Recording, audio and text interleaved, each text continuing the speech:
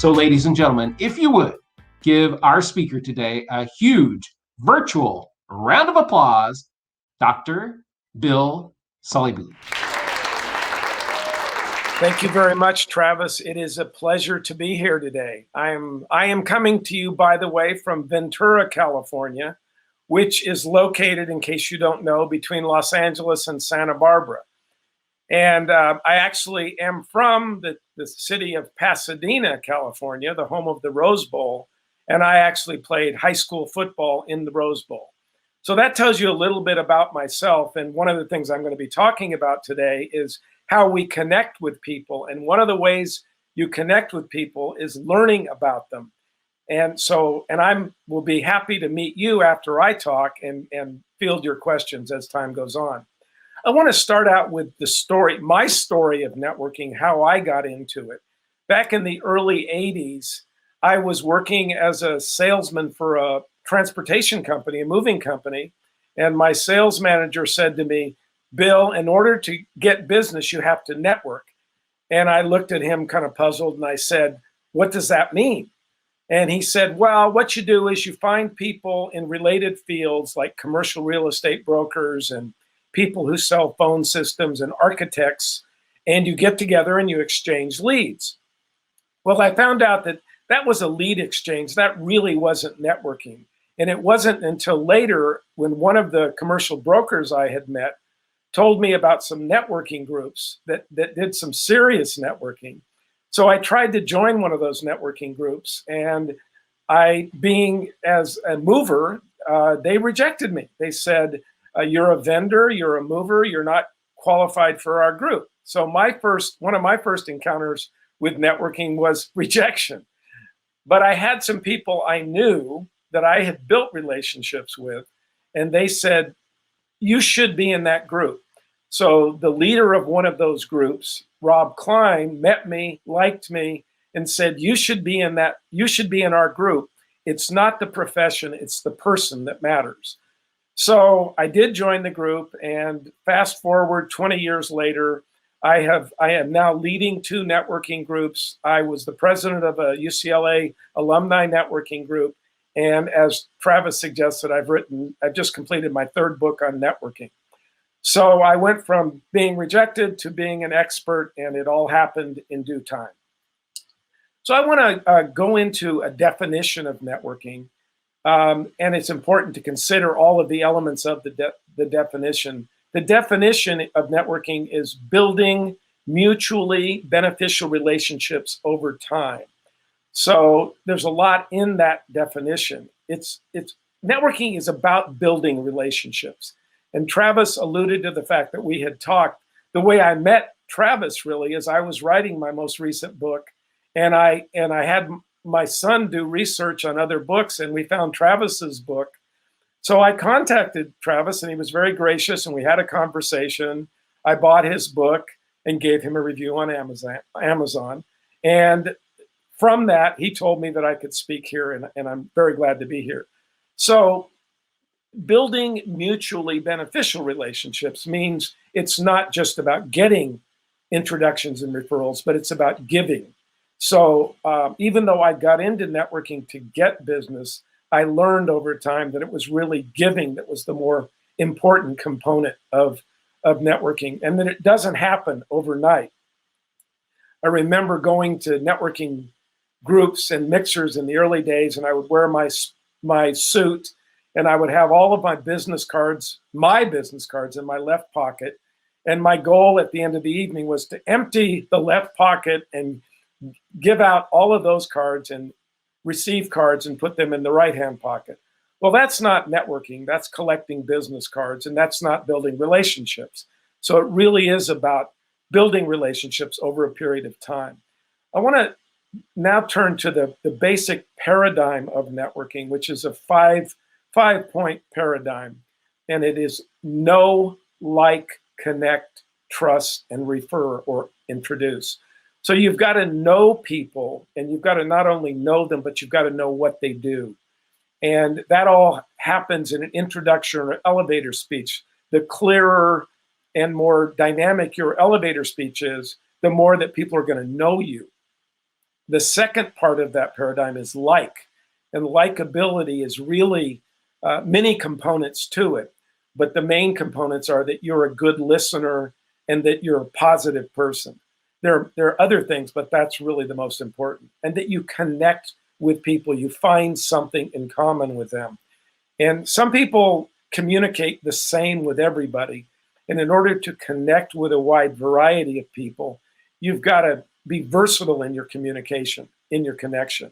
The trust part gets to knowing that someone will do a good job. You say, I will refer you, but I want to make sure you're going to do a good job and make me look good. And there's a couple ways that you can build trust. One is you hear that someone does a good job at whatever they do, whether it be selling insurance or practicing law. The other way is when someone volunteers to be on a committee or to become involved in an organization. And when you do that, when you volunteer, it's very important to do a good job because that's a work sample. So if you know, like, connect, trust, then you make the referrals and the introductions, and that's how the networking process really works. The thing that I've noticed in the past year when we really haven't been able to meet in person is that everybody has a channel of communication that they prefer. Some people like talking on the phone, and that's the channel. When they call you, they leave you a message, they say, please call me back. That's what they mean. They don't mean, please text me back. Some people text you, and that's the channel they prefer. With others, it's social media. It could be email. But the important thing in terms of channel is that you meet people on the channel they're on. So communication is about it's about many things, but it's basically about listening and talking. And you have to be a good listener in order, one, to be likable, but in order to get to know people. And good listening comes from curiosity, and it comes from quieting yourself down enough to really pay attention to what's being said. And I like to put it this way. The great networker is a combination of two things. They are interested in what other people have to say, and they are interesting. When someone says, what about you? Then they're interesting. So interested and interesting, not bored and boring. So be interested and be interesting and continue to be that way. And when you have a conversation with someone, pay attention to that conversation and remember it. So if you meet Sue and say, Sue, what's going on in your life? And she said, well, we're going on a college tour with my son, Bobby. Then the next time you meet her, you may say, Sue, how did your college tour with Bobby go? What you don't want to say is, Sue, do you have any kids? That will indicate to her that you really weren't paying attention. So pay attention and build on the conversations that you have.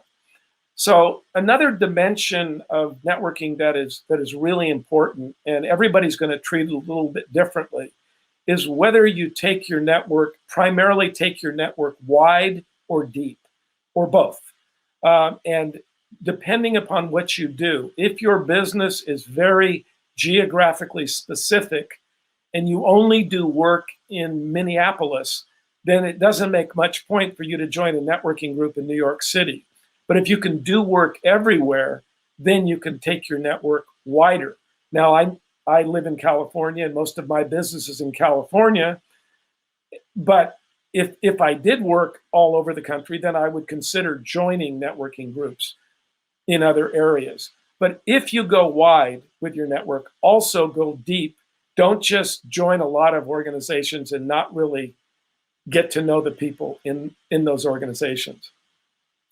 Another component of the networking process that has been very fascinating to me and it's been very revealing is the nature of the conversations you have. Now, when you're in a business networking organization, you're going to talk business. You're going to say, what do you do? How long have you been working there? And the conversations will be business conversations. That is fine, that is well, and that is expected. But if you really want to build relationships, you've got to get personal. You've got to get to know people. You've got to know something about them. And they're going to like it that you genuinely show an interest. You find out they play golf. You find out they're a basketball fan. People, when they find out that I went to UCLA, they'll talk to me about UCLA, and of course that'll get my attention that they're interested in that. So I recommend strongly that you don't just stay in business conversations, but you make them personal also. One of the things you can do when you're not meeting personally is social media, and many channels of social media. But if you want to pick one, only one, pick LinkedIn. And again, depending upon how much time you have, if you have a lot of time, if you are strictly in business development and all of your time is networking and business development, then at the basis of LinkedIn, you've got to have a great profile. But beyond the profile, if you have the time, you should make meaningful posts that create value for other people. Don't advertise, simply advertise, but provide value for the people that are watching your posts. And another component of networking, which is very interesting to me, is the notion of circadian rhythms, which is simply the peak and valley times that we have in our lives. Whether we are early birds, early risers, love those morning meetings, or hate them. A lot of the networking meetings that of the groups I'm in are morning meetings, and some people simply don't like them because they're in the morning and they're more night owls, and they would be better at a later meeting. And time itself affects everything. One of the other things that I've noticed, and I encourage you to do when you introduce yourself, the idea that less is more. Now, I'm talking a lot now because I'm the speaker, but normally in a conversation, I wouldn't talk for 15 minutes straight. We probably all know some people that would be capable of that, but I recommend that you are concise in what you do. If you want to get the maximum amount out of networking, you've got to be consistent. You've got to show up consistently, and you've got to get involved. And if you don't do that, you won't be remembered. Years ago, somebody said to me, they said, "Bill, you don't need to network anymore. Everybody knows what you do." And I said, "No, on the contrary. If I stop networking, people are going to forget about me. They're not going to remember me if I don't continue to show up." So I do continue to show up. And you have to make an impact. I want to share a few more things about Zoom in general. And that is, what do you do to make an impact virtually when you can't meet people in person? Basics are you've got to have good lighting. You don't want to look like you're in the witness protection program. You want to be well lit. You want to be centered on the camera. And you want to make sure that when you contribute, you're contributing appropriately and not talking too much. And when you get into the breakout rooms, which I find as a group leader and a facilitator is the best feature of Zoom. A couple of things. One, if you're the group leader, make sure people know what they're supposed to be talking about in the breakout room. Choose a facilitator for the breakout room so that that discussion is orderly. And if you are going to report back to the main group, you should have a scribe in your breakout room who will write down the main points so they can report back to the group at large.